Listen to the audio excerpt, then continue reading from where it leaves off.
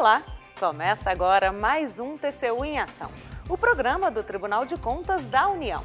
Esta edição traz reportagens que tratam de auditorias em setores estratégicos para o país. Gerenciamento de combustível nuclear usado e de rejeitos radioativos no Brasil apresenta deficiências. Sistema energético brasileiro passa por nova fiscalização. TCU conclui fiscalização sistêmica na área da educação. Diálogo público continua a rodar o Brasil e chega a Paraíba, Maranhão e Paraná. Não saia daí, o TCU em Ação está no ar. O armazenamento de material radioativo e nuclear já usado tem impacto direto na segurança e na vida das pessoas. O TCU tem acompanhado como o país gerencia esses rejeitos. E o resultado você confere agora.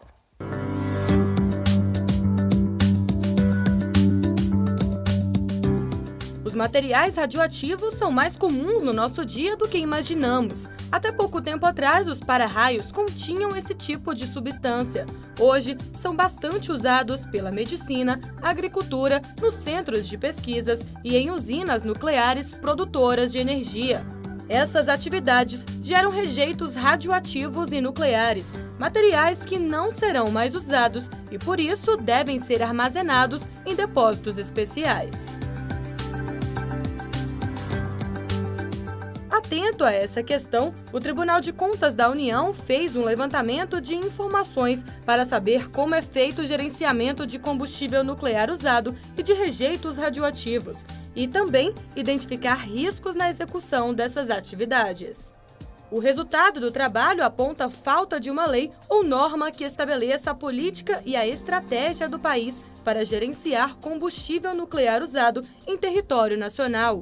Além disso, a Comissão Nacional de Energia Nuclear, órgão regulador do sistema nuclear no Brasil, não conta com sistemas informatizados e banco de dados para acompanhar a situação dos depósitos de material radioativo. A falta de definição de uma política em norma, ela acarreta a indefinição de critérios, ou seja, de parâmetros.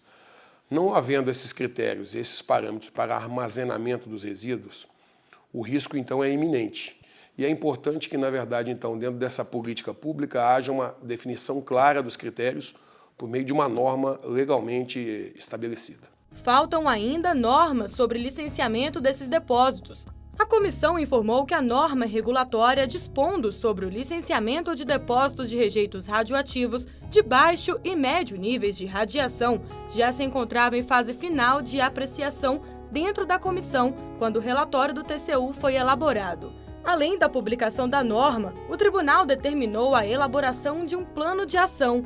Segundo a Comissão Nuclear, será elaborado um plano de providências para o equacionamento das demais deliberações exaradas no acórdão do TCU. A Coordenação de Rejeitos e de Transporte de Materiais Radioativos informou que, em território nacional, todos os depósitos estão em processo de licenciamento, com exceção do depósito de Abadia de Goiás, que já está licenciado. O município também é o único que vem recebendo de modo regular as compensações financeiras por abrigar um depósito de rejeitos radioativos. Segundo a lei, os municípios devem ser compensados em razão dos riscos que essa atividade envolve. A CENEM recebe dinheiro e repassa para a prefeitura as compensação financeira para a prefeitura.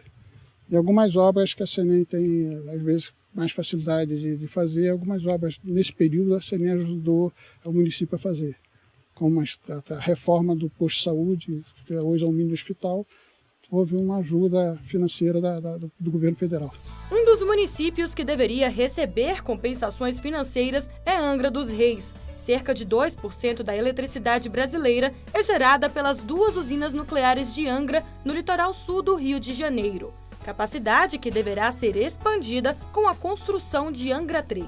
Porém, as duas piscinas de armazenagem inicial de combustível nuclear usado pelas unidades estão próximas do esgotamento, que deve ocorrer em 2018 para Angra 2 e em 2020 para Angra 1. A previsão é de que o novo tanque que passará a abrigar o material armazenado pelas duas piscinas comece a funcionar em novembro de 2017. A construção ainda não começou. A Eletronuclear, empresa que opera as usinas de Angra, informou em nota que vem desenvolvendo ações visando assegurar a continuidade de operação das unidades de geração, mesmo em cenários nos quais tais atrasos possam vir a ocorrer.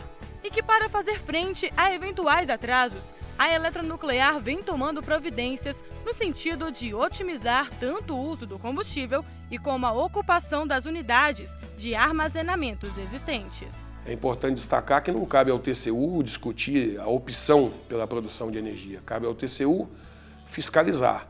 E se a opção do governo federal, então, é pela produção de energia nuclear, o tribunal, então, vai se debruçar em auxílio ao Congresso Nacional na fiscalização dessas ações para ver se todas as normas estão sendo devidamente cumpridas.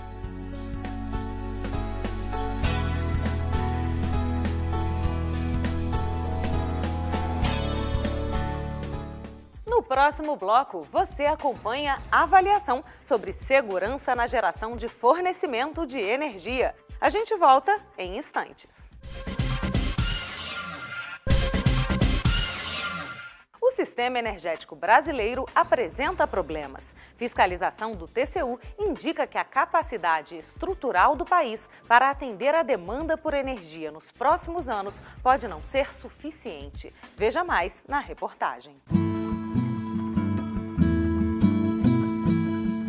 A recente queda no nível dos reservatórios das maiores hidrelétricas do país aumentou as discussões sobre o risco de racionamento e de uma possível crise no setor energético, como a de 2001, que deixou o país em estado de alerta. Em 2010, o Tribunal de Contas da União decidiu verificar a questão e avaliou as políticas para o setor elétrico. Na época, o TCU determinou e recomendou inúmeras medidas para que o país pudesse contar com um sistema realmente seguro, oferecendo energia suficiente, de forma sustentável e pelo menor preço possível. 3 anos depois, o TCU voltou a examinar o assunto e concluiu que a estrutura do sistema pode não ser suficiente para suprir a prováveis demandas por energia nos próximos anos. Durante a sessão que aprovou o trabalho, o relator explicou o porquê. Há então indícios de que há um problema estrutural na capacidade de energia elétrica, porque já não existe mais energia de segurança. A energia de segurança já está ligada, ela praticamente foi incorporada à base. A segurança do sistema energético brasileiro é dada pela quantidade máxima de energia que as usinas hidrelétricas, térmicas e eólicas podem comercializar. Mas, atualmente, o nível de suprimento dado como garantia não corresponde à capacidade real dos geradores de energia. Tanto a capacidade garantida quanto a real são calculadas segundo critérios estabelecidos pelo Conselho Nacional de Política Energética. Mas a utilização de metodologias diferentes ao longo dos anos resultou em superavaliação do sistema. O quadro de provável déficit foi gerado também pela falta de registro de parte da energia demandada, situação que, segundo o ministro relator, foi corrigida, mas os efeitos ainda não foram calculados. Resta ainda a situação passada, que não se sabe o quanto de déficit de expansão isso gerou. Atualmente, o limite anual para insuficiência na oferta de energia não foi ultrapassado, mas, segundo a avaliação do TCU, isso pode ocorrer entre 2016 e 2017.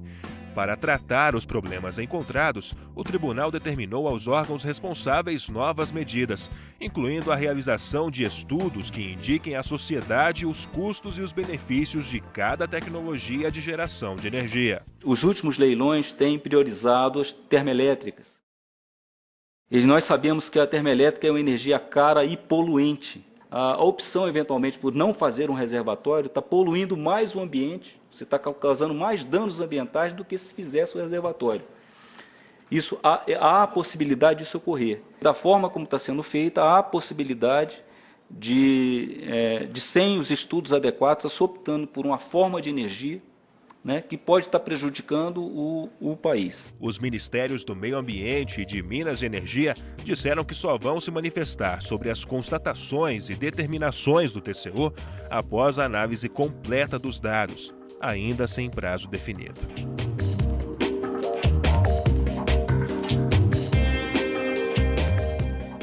O diálogo público continua a contribuir para o aprimoramento da gestão pública em todo o Brasil. Confira. Centenas de pessoas participaram do diálogo público promovido pelo Tribunal de Contas da União na cidade de João Pessoa, na Paraíba. O evento promoveu um amplo debate sobre o conceito e a importância da governança para a administração pública e tratou também de temas como licitações, obras, convênios, contratos e controle interno. O presidente do TCU, ministro Augusto Nardes, abriu o encontro com uma apresentação sobre o controle externo, a governança pública e o desenvolvimento. Nós queremos que o Brasil implante a cultura do planejamento, implante a cultura de fazer uma boa governança até para evitar a corrupção, que é uma das grandes chagas do país. Esse é um evento que é fundamental, que é importante. Primeiro porque preserva o dinheiro público, né? Quanto mais o dinheiro público for melhor aplicado, mais vai sobrar para outras coisas, né? Segundo, porque trabalha também o sentido da governança. Na ocasião, foi assinado um convênio entre o TCU e o Tribunal de Contas do Estado da Paraíba para promover intercâmbio, treinamentos e melhorar os mecanismos de fiscalização. O presidente do TCU, também presidente da OLACEFES, Organização Latino-Americana e do Caribe de Entidades Fiscalizadoras Superiores, assinou parecer favorável ao ingresso do Tribunal de Contas do Estado da Paraíba na organização. Esse é um gesto importante para João Pessoa e para a Paraíba, porque aqui nasceu a ideia da rede de controle e eu estou levando a ideia da rede de controle depois de implantarmos em todo o Brasil, ou seja, se comunicar ao Ministério Público, Polícia Federal, os tribunais, para toda a América Latina. Apresentei isso no Banco Mundial, no Banco Interamericano, na OEA, na Organização dos Estados Americanos. A repercussão foi extremamente positiva.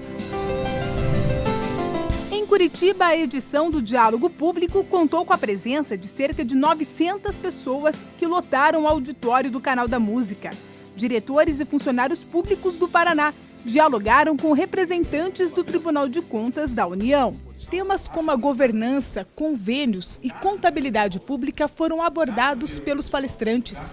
O objetivo é melhorar a gestão pública em benefício da sociedade. O governador do Paraná falou sobre a importância de se discutir um novo pacto federativo e aumentar a receita dos estados e municípios.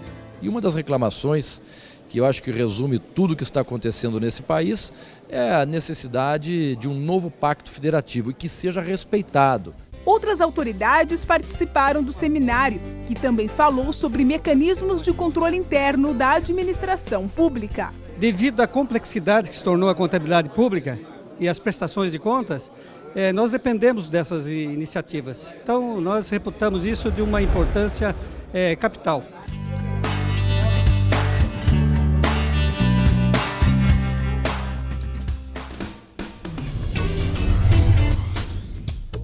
Com o auditório da Federação das Indústrias do Estado do Maranhão lotado, São Luís recebeu a 18ª edição do Diálogo Público, que teve como objetivo aproximar o Tribunal de Contas da União dos gestores públicos e da sociedade. É um evento de uma proporcionalidade muito grande no sentido de colocar na cabeça do cidadão e da cidadã brasileira que se precisa unir com as autoridades gestoras, principalmente, para que disso saiam alguns frutos que melhore a vida deles. Como eu falei, não se pode fazer política social sem dialogar. A melhoria na governança foi o tema central do diálogo público em São Luís. Outro ponto que despertou interesse foi a transparência, levantando questões como planejamento institucional, gastos públicos e prestação de contas. Essas temáticas, trabalhadas de forma pedagógica, permitem a criação de estratégias para as melhorias nas gestões municipais do Maranhão. Vou falar de prestação de contas. O quanto é importante uma prestação de conta muito bem feita, com a execução do trabalho e, finalmente, com a prestação de contas. Tanto ele vai ficar livre daquele encargo, como a comunidade vai receber uma obra que ele executou. Então, e para o futuro dele, também que fica o histórico de um trabalho que ele fez com muito zelo e com muita dedicação. As apresentações buscaram, principalmente, orientar os gestores públicos. Com o diálogo público, estão sendo apresentadas novas estratégias, novas ferramentas para a melhoria dentro da administração pública e, no nosso caso, a administração pública municipal. Então, o gestor público tem os órgãos de controle, tanto externo como interno, como não só como fiscais, mas como verdadeiras assessorias. A auditora-geral do Estado do Maranhão, Helena Costa, afirma que essa parceria entre órgãos de controle e administradores é fundamental para prevenir possíveis erros dos gestores e beneficiar a sociedade. Esse diálogo público é importante em função dos temas que são abordados e pelo objetivo dele principal, que é ser pedagógico e preventivo. O diálogo público é realizado nos estados com o apoio dos tribunais de contas estaduais.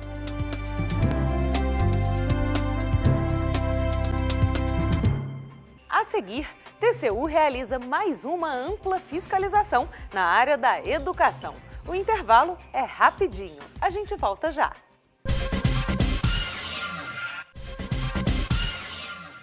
O TCU concluiu o primeiro relatório anual que traça um panorama sobre a educação no Brasil.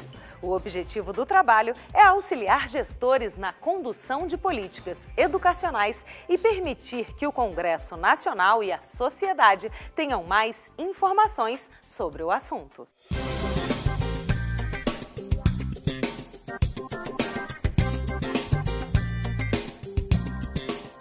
Uma visão geral sobre as políticas públicas para a educação no Brasil está disponível no primeiro relatório sistêmico da área, realizado pelo Tribunal de Contas da União. O TCU verificou dados do orçamento, indicadores e metas para os programas.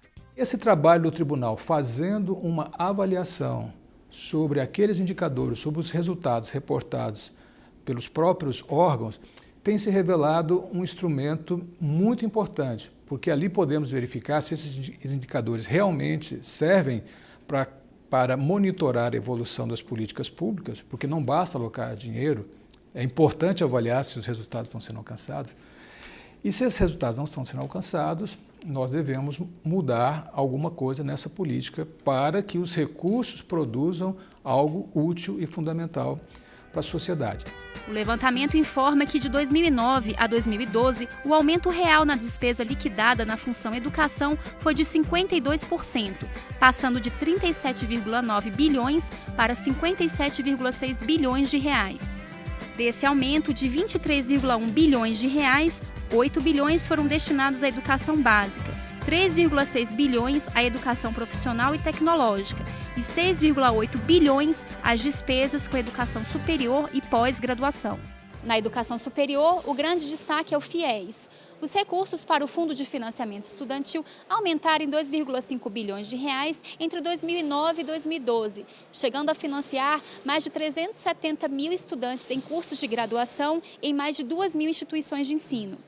A gestão do fundo deverá ser uma das próximas auditorias do TCU em educação. Percebemos que o volume de recursos aportados hoje no FIES é bastante elevado e que é um órgão, é o FNDE, que hoje está administrando esses recursos.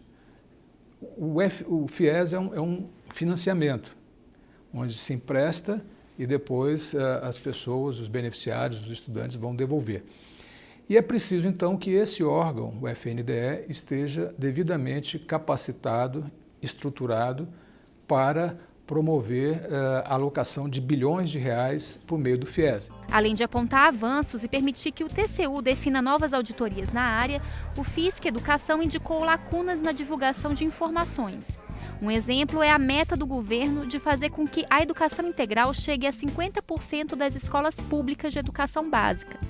As informações disponíveis no relatório anual de avaliação do PPA não permitem verificar o quanto da meta foi alcançado. Uma das razões é a falta do número de escolas no país. Para fazer o cálculo, é preciso consultar o censo escolar. O TCU fez isso e constatou que em 2012, 9 de cada 10 alunos não tinham acesso ao ensino integral. O levantamento completo foi encaminhado pelo Tribunal aos Ministérios do Planejamento e da Educação e ao Congresso Nacional. Nós, hoje, no Brasil, estamos numa boa situação, o que não quer dizer que estejamos satisfeitos com tudo que podemos obter de resultado dos nossos bancos de dados, de nossas avaliações, de nossas instituições.